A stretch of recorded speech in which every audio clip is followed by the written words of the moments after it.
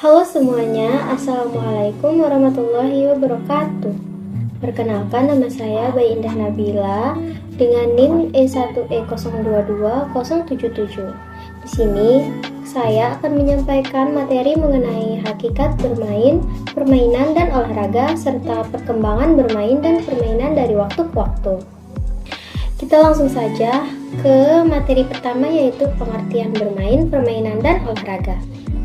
Bermain dapat didefinisikan sebagai aktivitas sukarela yang memberikan kesenangan dan memiliki peran signifikan dalam perkembangan anak. Selain sebagai bentuk rekreasi, bermain juga berfungsi sebagai sarana edukatif yang mendukung perkembangan kognitif, sosial, emosional, serta fisik secara holistik. Menurut para ahli, bermain adalah aktivitas sukarela yang memberikan kesenangan dan memiliki peran signifikan dalam perkembangan anak. Bermain tidak hanya melibatkan aspek fisik, tetapi juga psikologis seperti fantasi, logika, persepsi, emosi, dan kecerdasan. Beberapa tokoh seperti Piaget, Froebel, dan Harlock menyatakan bahwa bermain adalah media bagi anak untuk mengekspresikan keinginannya yang belum terwujud dalam kehidupan nyata. Olahraga adalah bentuk permainan yang lebih aktif dengan aturan yang jelas. Selain meningkatkan kemampuan fisik, olahraga juga mengajarkan nilai-nilai seperti sportivitas, kerjasama, dan disiplin. Yang selanjutnya adalah pentingnya bermain, permainan, dan olahraga. Permainan memiliki peran yang signifikan dalam proses pembelajaran di sekolah, serta perkembangan anak secara keseluruhan.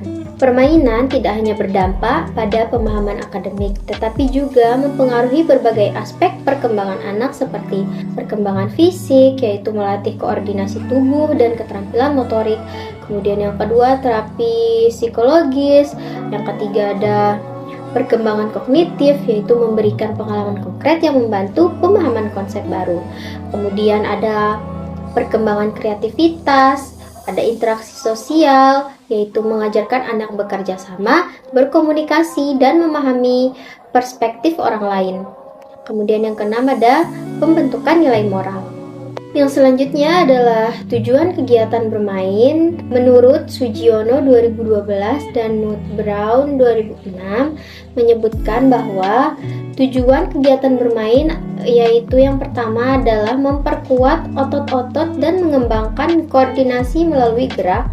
Kemudian yang kedua, mengembangkan keterampilan emosi. Yang ketiga, mengembangkan intelektual kemampuan. Dan yang keempat, meningkatkan kemandirian dan rasa percaya diri. Yang selanjutnya adalah manfaat bermain, permainan, dan olahraga menurut Ardini dan Anik 2018. Yang pertama, memanfaatkan energi anak yang berlebih. Kemudian yang kedua, memulihkan energi yang terkuras setelah bekerja. Yang ketiga, melatih keterampilan tertentu. Yang keempat, mengembangkan seluruh aspek perkembangan anak. Yang kelima, membantu anak mengeksplorasi lingkungan dan membimbing anak mengenali potensi yang ada dalam diri mereka. Dan yang keenam, memberi kesempatan anak untuk berasosiasi, untuk memperkaya dan mendapatkan pengetahuan. Baik, yang selanjutnya adalah prinsip-prinsip bermain, permainan, dan olahraga. Elkonin mengemukakan terdapat 4 prinsip bermain, permainan, dan olahraga, yaitu yang pertama, anak memahami yang sedang terjadi, apa yang mereka lakukan, melalui pengembangan sistem yang mereka lakukan saat bermain. Kemudian yang kedua, kemampuan anak untuk menghargai pendapat orang lain dengan memahami dan menerapkan aturan dalam bermain. Kemudian yang ketiga adalah kemampuan anak untuk berpikir abstrak, imajinatif, dan kreatif dengan menggunakan objek lain untuk membuat duplikat untuk menggantikan objek nyata. Kemudian yang keempat adalah aturan yang ada dalam permainan dan sudah ditetapkan bersama teman bermainnya akan memunculkan sikap hati-hati atau waspada.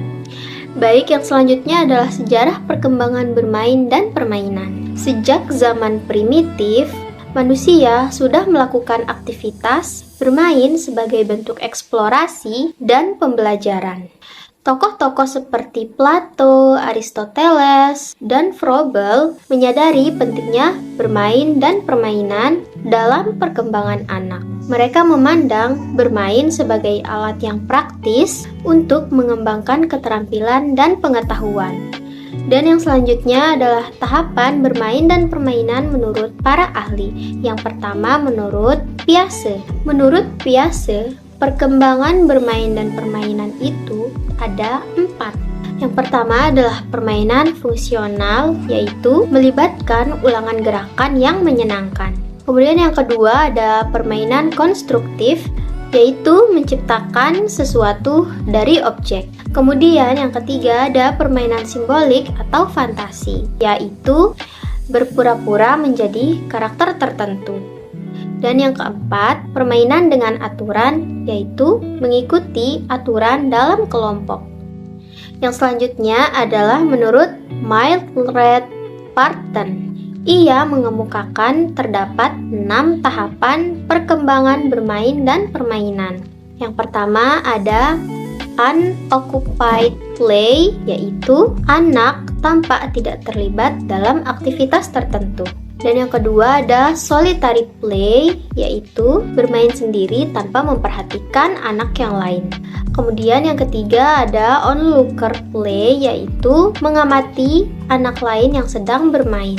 Kemudian yang selanjutnya ada parallel play, yaitu bermain bersama tapi tidak ada interaksi langsung antara anak tersebut. Kemudian yang selanjutnya adalah associative play, yaitu bermain bersama dengan bertukar mainan atau ide. Kemudian yang terakhir adalah cooperative play, yaitu bermain dengan saling bekerja sama dan membagi peran. Kemudian yang terakhir, pendapat ahli yaitu Hurlock mengemukakan 4 tahapan perkembangan bermain dan permainan. Yang pertama ada exploratory stage, yaitu eksplorasi objek dan lingkungan sekitar. Kemudian yang kedua ada toy stage, yaitu mulai bermain dengan permainan yang sederhana. Kemudian yang ketiga ada play stage, yaitu bermain dengan permainan yang lebih kompleks dan terstruktur. Kemudian yang terakhir adalah daydream stage atau lebih banyak melamun dan menghayal. Demikian presentasi pada pagi hari ini.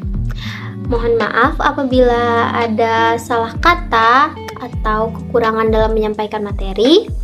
Sampai bertemu di pertemuan selanjutnya. Bye. Assalamualaikum warahmatullahi wabarakatuh.